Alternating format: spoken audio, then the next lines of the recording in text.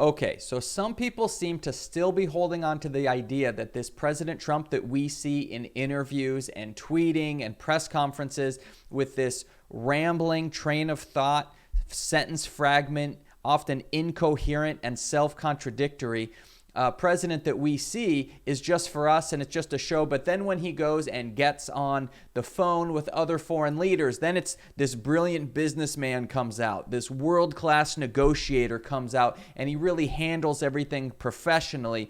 If that's what you think is happening, you're just wrong. Okay, so we have a report coming out basically about the phone calls that the president has with other foreign leaders. So we can see the article here, from pandering to Putin to abusing allies and ignoring his own advisors. Trump's phone calls alarm U.S. officials. Now, I want to make it clear, the U.S. officials that are being talked about here, many of them are his own handpicked people. So these are not people that are out to get him. These are his own. These are the best of the best that he chose to work side by side with him. Okay, so let's check out the video.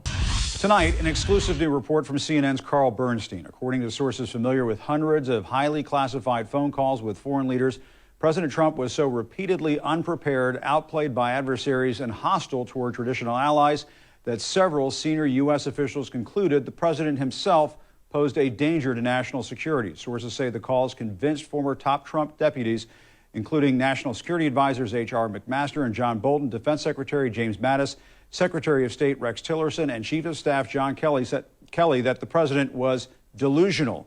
And several sources noted he often pursued goals aligned with his own agenda rather than the national interest. All right, so let's look at a couple of highlights from this article. There's quite a bit to it. I encourage you to read it. It's pretty much what we already know and feared, maybe a little bit worse. So what tends to happen is that when Trump is talking to what is in the United States, most of us would consider our allies in Europe and Canada, Trump is very abusive verbally with these people. He's attacking them, especially, reports are that especially when he's talking to female leaders like Merkel, he's very aggressive and acting very inappropriate in a way to try to control the conversation, in a way to take over and try to intimidate the person on the other side. Except we're supposed to be working with our allies.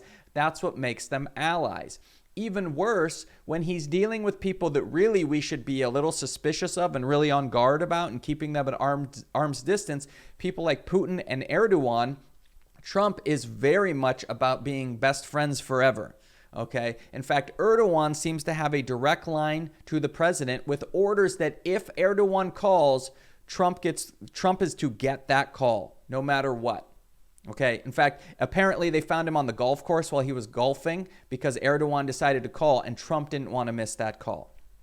Okay. So the problem here is we've already seen in Bolton's book reports that Trump is regularly basically fishing. He's putting out that information to other leaders and saying, look, you want things, I need to get reelected, right? There's reports that he's already done this with Xi to try to get Xi to make certain decisions that for the sole purpose of boosting Trump's presidency, right? Not because he really cares about farmers in the country, but because this isn't my opinion. He's straight up saying, I need to get reelected. I need you to buy soybeans from us, right? With Erdogan, we have other stuff going on where Trump has already done some pretty questionable things to earn Erdogan's favor. So it seems pretty clear, well, what's he expecting in return? He's expecting some kind of help with the upcoming election. Okay. One of the calls with this where people are becoming more and more concerned is because other countries can use this against Trump, these phone calls, because of course the other countries have tapes of these phone calls, right?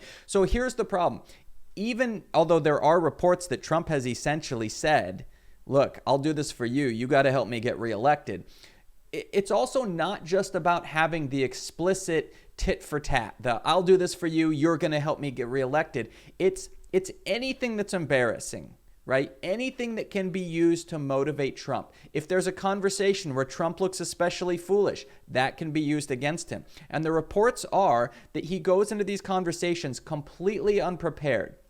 right? So what generally would happen in this kind of a situation is that you would have reports that you've read, right, prepared by the FBI and the CIA, updating you on all the kind of information that you need before you take many of these important phone calls. You also would have aides that are experts on those specific ideas that would sit there and help you and prep you before the phone call so that you can execute that phone call well. Well, apparently none of that happens with Trump because he has this fantasy that he is already the perfect genius and that he's able to outmaneuver anyone out there just off the top of his head. Well, this is ridiculous. When you're going up against people like Putin and Erdogan, these people actually know what they're doing. Okay, Putin, right? Horrible individual. That man is very, very smart. Okay, if you look at the training that he's had in his lifetime, you look at what he's accomplished, that man is brilliant.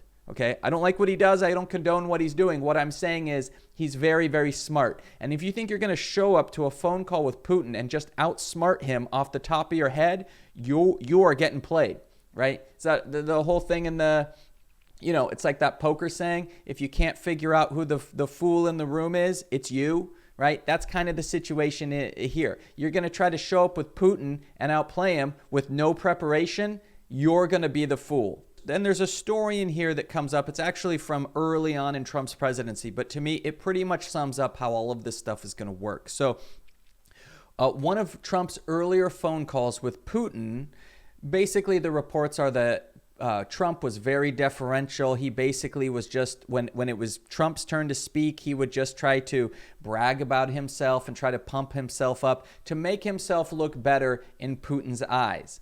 Okay, so what happened when that phone call ended is Ivanka and Jared just started telling him how great the phone call was and how Trump handled the situation so well. Well, Fiona Hill was also there, who is an expert on Putin.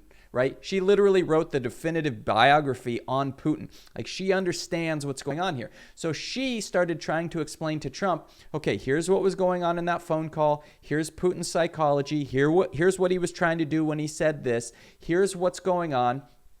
Trump shut her down and just turned the conversation back to Jared and Ivanka, who were praising him about how great he did. So he turned down the actual substance that not only was important for that phone call, but would be important for all future phone calls with Putin. He turned all that down to just hear how great he was so that he could hear people around him tell him how amazing he was, right? So is it any wonder that he hasn't gotten any better as a president, that it's the same old stuff, right? He's not leveled up.